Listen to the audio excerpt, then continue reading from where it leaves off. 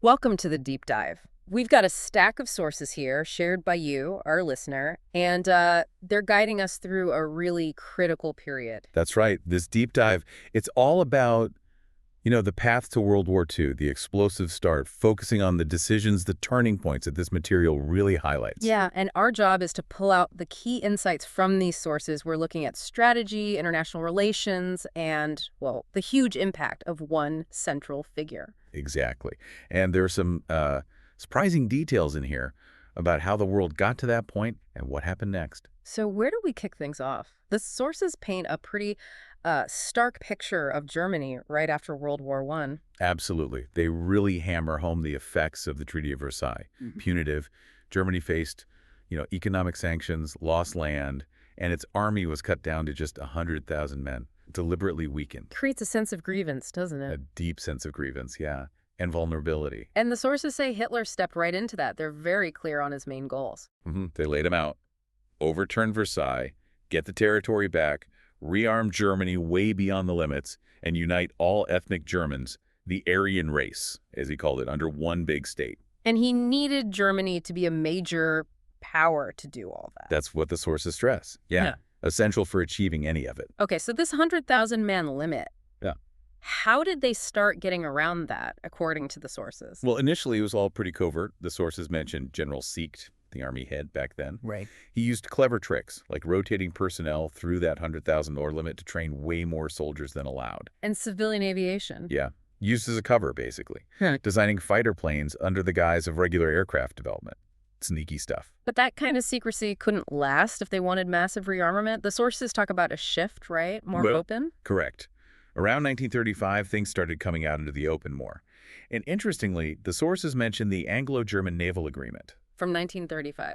Yes.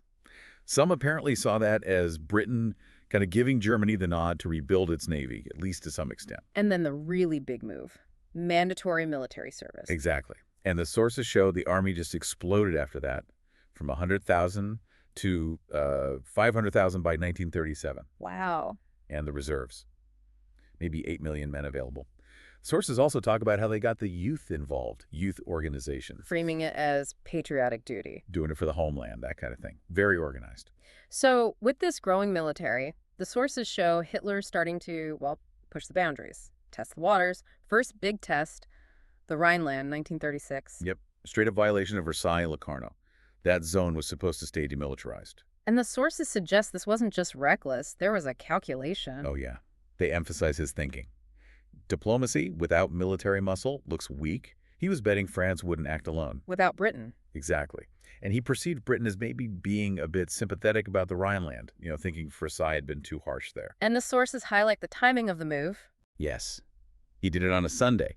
The idea, apparently, was that governments would react slower, bogged down in weekend bureaucracy. Interesting little detail. The sources even mention other historical events happening on weekends or holidays. Yeah, it's presented as maybe a recurring tactic to catch opponents off guard. And the result of this Rhineland gamble. No military pushback. Nothing from France or Britain. And the sources make it clear, this just massively boosted Hitler's confidence, made him bolder. So emboldened is the word. Next up, according to the sources, Austria.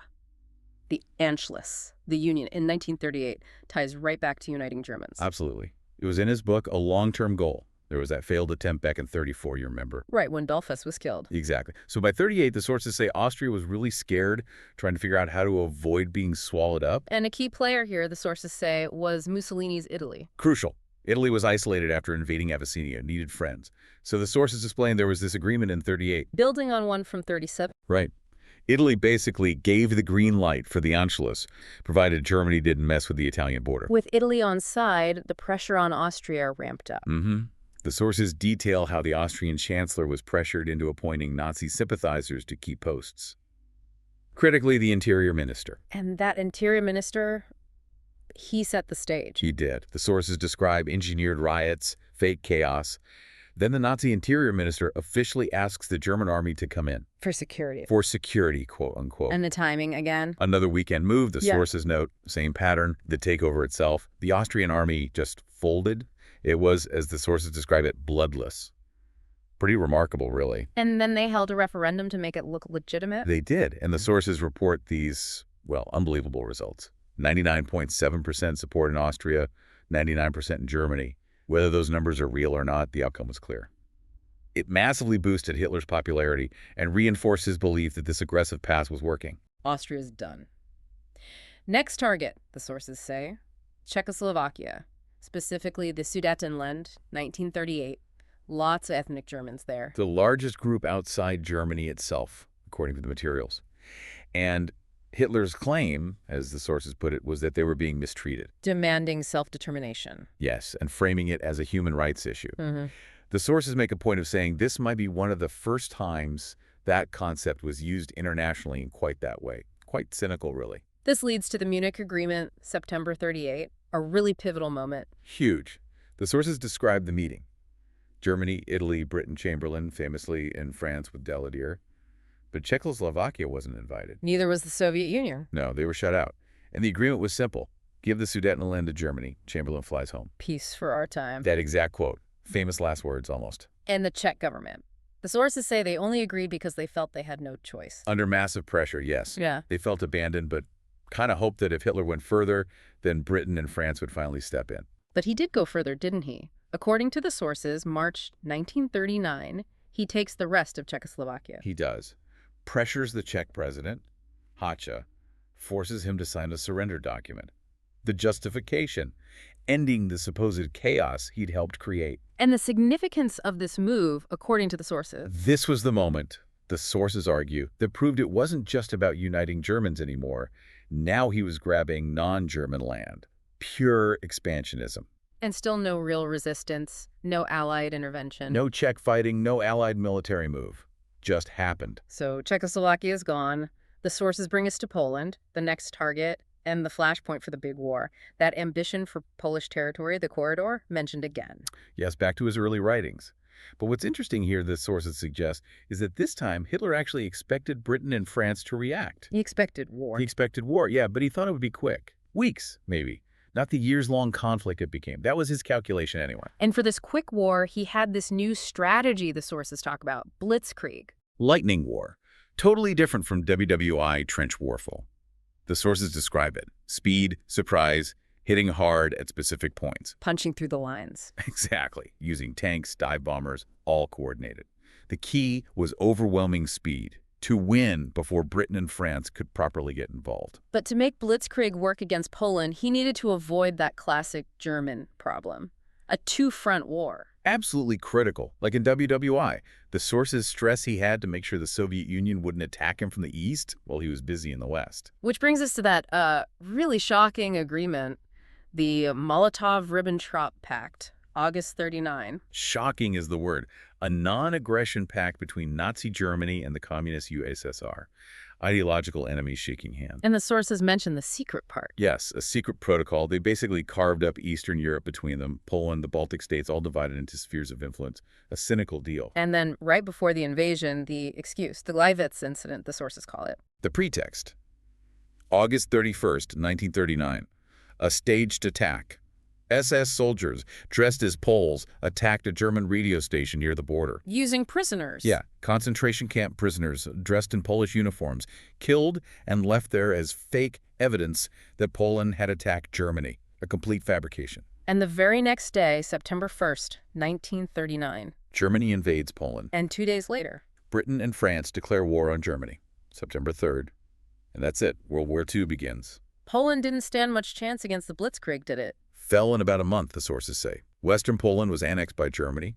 Eastern Poland. Taken by the Soviets. Right, under the pact. They claimed they were protecting minorities, but it was a coordinated occupation. The sources also mention the SS actions in Poland right after the invasion, not just the army. No, the SS were different. Fiercely loyal to Hitler personally, the sources detail their brutality arresting leaders, intellectuals, religious figures, businessmen, and widespread kidnapping and murder of non-Germans and Jews, which continued throughout the war, hundreds of thousands. So the war's on. But the sources talk about some early strategic shifts and some setbacks for Germany, too. Initially, the focus was westward. Yeah, Hitler saw Britain and France as the main immediate enemy. The thinking, according to the sources, was beat them first, then turn on the USSR, the long-term ideological enemy, the Jewish communist threat. And the invasion of Denmark and Norway in 1940? That was about securing resources and position against Britain and France, specifically iron ore from Sweden, and getting those strategic ports in Norway. The sources even float the idea it might have been a bit of a strategic error, maybe influenced by fears about what Churchill might do. But the direct assault on Britain failed. It did. The air war, the Battle of Britain, the sources say the RAF was just stronger, more resilient than expected, and the planned invasion, Operation Sea Lion, Never happened. couldn't happen. Germany just didn't have the ships, the naval power to cross the channel. Britain ruled the waves, as they say. The sources call it the strongest navy. So Britain holds out. And this leads to, arguably, the biggest strategic gamble of the war, invading the Soviet Union. Operation Barbarossa, June 1941. A massive pivot. The sources suggest the thinking shifted. If we can't beat Britain directly, maybe crushing Russia will force Britain to give up. Plus, that deep ideological hatred of the USSR was always there. And the scale of Barbarossa, just immense. Over 3 million soldiers, the sources say. And they highlight something critical here. Hitler increasingly listened to his SS generals, maybe the ones telling him what he wanted to hear. Over his experienced army generals. Exactly. Generals who warned against attacking Russia while Britain was still in the fight. He ignored them. Germany had advantages initially, though. Experienced troops, better weapons. They did. But Russia had, well, Russia. Vast space, huge population. And while their leadership and weapons were poor at the start, the sources mention their resilience.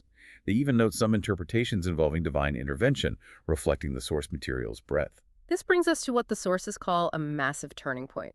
Stalingrad, late 42, early 43. Strategically vital city, industrial center on the Volga River. The fighting, the sources describe it as just horrific, street by street, building by building. And Hitler's role here was decisive, according to the sources, but in a negative way. Absolutely critical. Against all military advice, he absolutely refused to let the Sixth Army pull back, even tactically. Stay put no matter what, win or die. He overruled his generals. And the result of that rigidity? Catastrophe for Germany. The entire Sixth Army, encircled, wiped out, or captured. Hundreds of thousands killed, over 90,000 taken prisoner. The sources are crystal clear. This was Germany's first big loss, a major, major turning point. The momentum shifts. And things weren't going well elsewhere either. The Mediterranean, North Africa, Italy. No. The sources point back to Mussolini's earlier failures, like invading Greece in late 1940. A total disaster, they call it. Needed German help. Had to be bailed out by Germany, yeah.